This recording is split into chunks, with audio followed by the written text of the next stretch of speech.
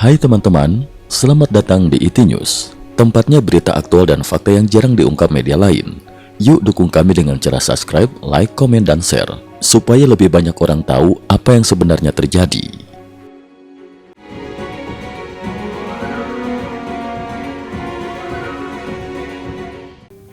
Salam pemirsa, 7 Juni 2026. Ketegangan antara Amerika Serikat dan Iran kembali meningkat tajam setelah Korps Garda Revolusi Islam Iran (IRGC) melancarkan serangan gabungan menggunakan drone dan rudal terhadap sasaran militer Amerika Serikat di kawasan Teluk Persia pada malam 5 Juni 2026. Namun operasi yang dimaksudkan sebagai unjuk kekuatan tersebut justru berakhir dengan kegagalan besar. Seluruh drone dan rudal yang diluncurkan berhasil dinetralisir oleh sistem pertahanan Amerika Serikat. Sementara Washington segera membalas dengan menghancurkan sejumlah fasilitas radar strategis Iran yang berada di sekitar Selat Hormuz. Peristiwa ini menjadi salah satu konfrontasi militer paling serius antara kedua negara dalam beberapa pekan terakhir, dan kembali memunculkan kekhawatiran mengenai stabilitas keamanan di Timur Tengah.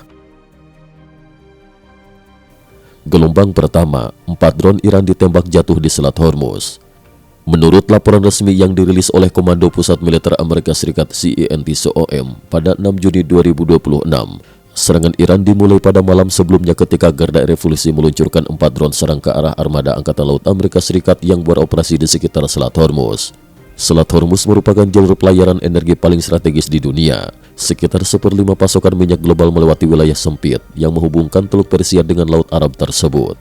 Namun upaya Iran untuk menekan kehadiran militer Amerika di kawasan itu gagal total. Sementara pemantauan udara Amerika Serikat mendeteksi peluncuran drone sejak awal, pesawat tempur serta sistem pertahanan udara yang berada di wilayah operasi segera melakukan intersepsi. Keempat drone Iran berhasil dihancurkan sebelum meninggalkan kawasan selat dan sebelum mendekati armada Amerika Serikat. Menurut laporan militer AS, tidak satu pun drone berhasil mencapai target yang dituju.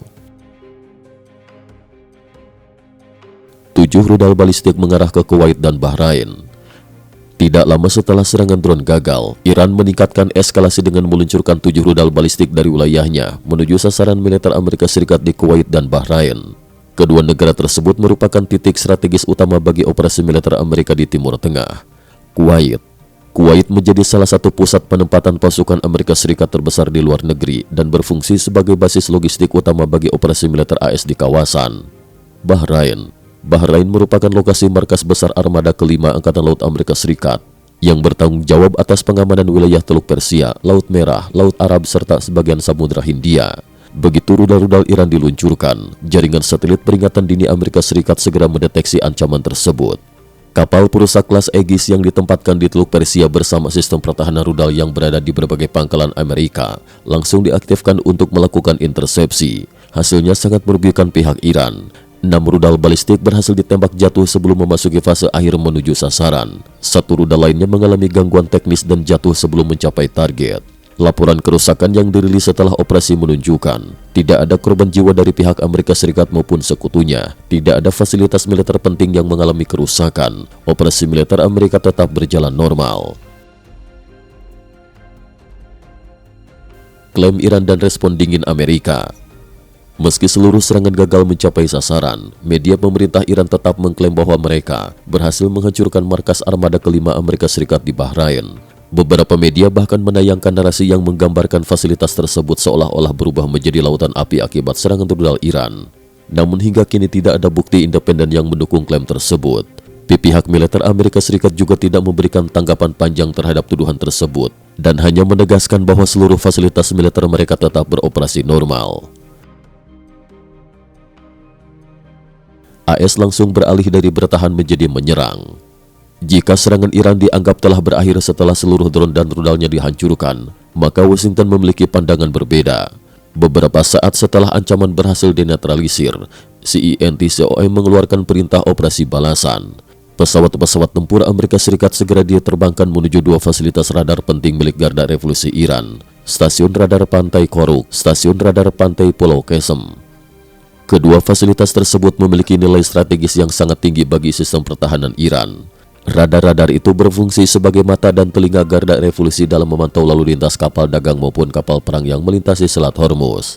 Melalui fasilitas tersebut, Iran dapat mengidentifikasi pergerakan kapal asing, melacak posisi armada laut, memberikan data target bagi sistem rudal pesisir, mengawasi jalur pelayaran internasional. Karena perannya yang sangat vital, radar Koruk dan Qesem sering disebut sebagai mata jarak jauh Iran di pintu masuk Teluk Persia. Fasilitas strategis Iran berubah menjadi puing. Menurut sejumlah laporan militer yang beredar setelah operasi berlangsung, serangan udara Amerika Serikat menyebabkan kerusakan berat pada kedua instalasi radar tersebut. Sebagian besar bangunan utama dan infrastruktur pendukung dilaporkan hancur. Beberapa analis keamanan menilai bahwa Iran sebelumnya memanfaatkan periode ketegangan yang relatif mereda untuk memperkuat dan meningkatkan kemampuan radar-radar tersebut. Karena itu, penghancuran fasilitas tersebut dipandang sebagai pukulan besar terhadap kemampuan pengawasan dan sistem peringatan dini Garda Revolusi di kawasan Selat Hormuz. Diduga dipicu penyitaan kapal pengangkut minyak Iran. Sejumlah laporan menyebut bahwa serangan Iran kemungkinan berkaitan dengan operasi Amerika Serikat sehari sebelumnya. Dalam operasi tersebut, kapal yang diduga memiliki hubungan dengan Garda Revolusi Iran dihentikan dan diperiksa di perairan internasional Samudra Hindia. Kapal tersebut disebut membawa sekitar 1,9 juta barel minyak mentah. Selama bertahun-tahun, beberapa negara barat menuduh Iran menggunakan jaringan perdagangan bayangan dan jalur penyelundupan untuk menjual minyak serta memperoleh dana bagi berbagai aktivitas regionalnya. Karena itu, penyitaan kapal dan muatan minyak dalam jumlah besar dipandang sebagai pukulan finansial yang signifikan bagi jaringan pendanaan Iran.